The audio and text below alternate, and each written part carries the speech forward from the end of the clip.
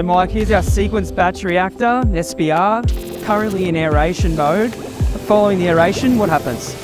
So the SBR goes through periods of aerate and mix, settle, and decant.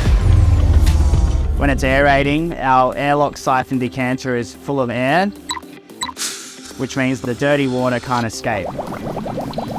After the aerate period, the solids settle, and at the end of the settle period, we open a valve, let the air out, and then all the clean water is decanted off the top of the tank.